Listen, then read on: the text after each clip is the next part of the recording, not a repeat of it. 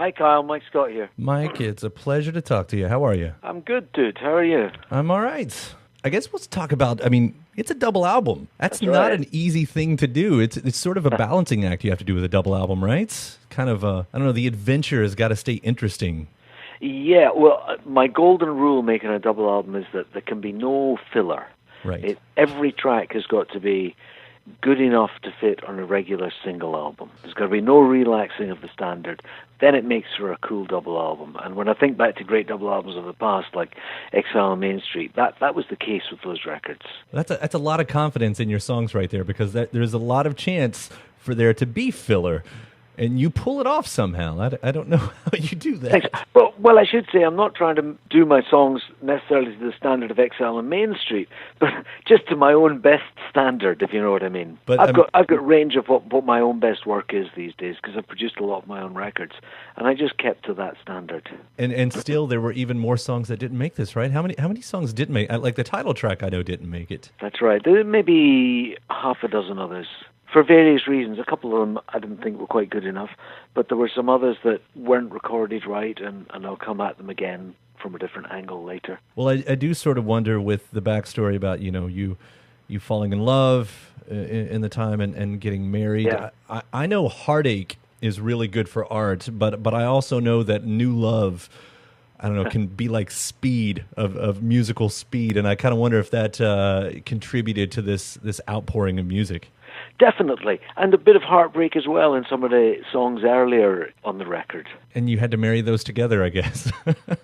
Yeah, well, the record is my songwriting from a catchment period of about 3 years. Okay. So there's a lot of stuff in there. There's also a big development as I became a dad, and I'm forever making up little songs for my 4-year-old daughter. Yeah. And because I'm making up songs for her, maybe a song about how to put the shoe on the right foot, now we put the shoe on the left foot, left.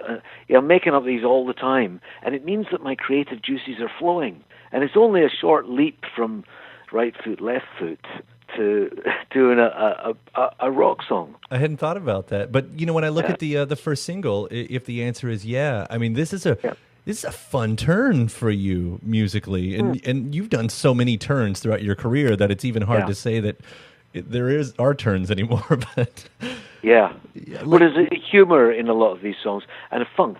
I love funk music, and that's the musical direction I wanted to go in on this one: funk and hip hop production values. Had you ever tried either one of those before? I had messed around with loops and hip-hop grooves before in the past, but never with great dedication, only dabbling. Well, while we're on the subject of that first single there, beyond just kind of going in there and finding the creative juices and letting the fun pour out, is there any, does that tie into the second part, to the love part of your story? Actually, that song was written 2 years ago before I met my future wife. Okay. It's just a Scottish rock and roller's courting song. And the album starts, I love how it starts too, because it says, and I don't know that I have the lyrics exactly right, I'm trying to remember them, but looking for her but found you. Yeah. And I think I was looking for her but I fell for you. Yeah. Yeah. That's sort of how life usually happens, right? Yeah, well, in the first song we're into the mystery of love and the confusion of love, and then through the course of the album, love kind of unravels itself and straightens itself out. You've got I don't know, is it a romantic movie or a romantic comedy? This album? Yeah. It's both. It's a rom-com, dramatic rom-com. What I do get from it, though, is I guess there's a lot of unanswerable questions all over it. And I'm even, going aside from the word answer, there's even in a title. But do you find that writing helps answer any of these questions for you? No. Thinking and musing on things and talking to people answers questions. But writing is a great way of finding out what's going on in my feelings.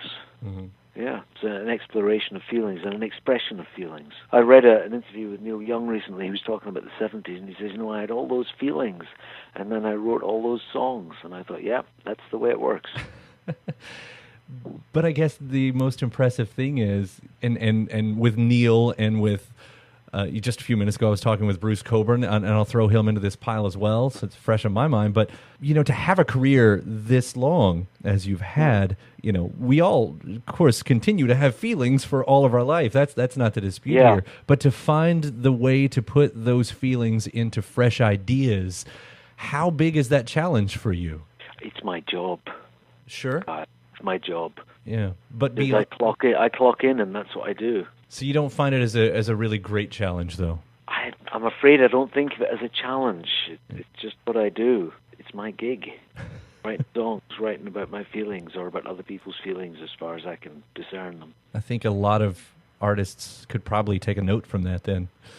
Maybe they make it too hard on themselves. Well, I like having a good time, and I'm kind to myself. I enjoy my life. I'm comfortable being who I am. I'm grateful to be who I am, and I love making music. I've got the best job in the world. I get to travel around making music with my mates, exploring new sounds.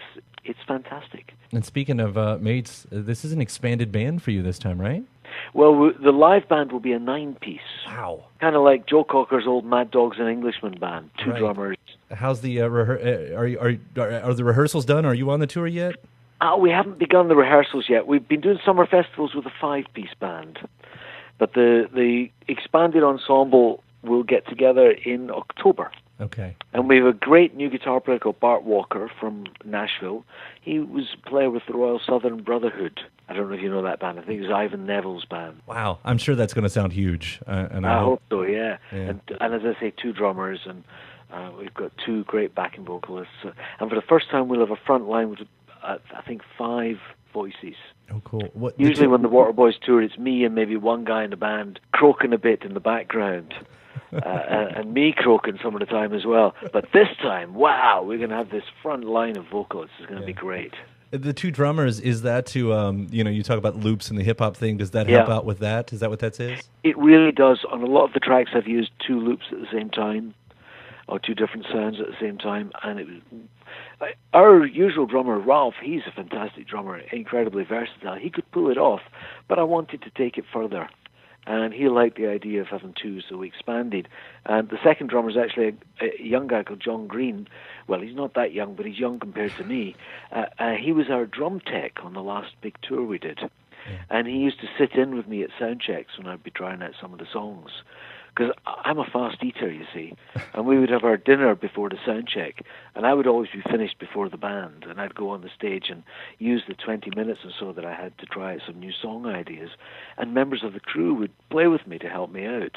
And so young John would play drums for me on my new songs, and he was really great.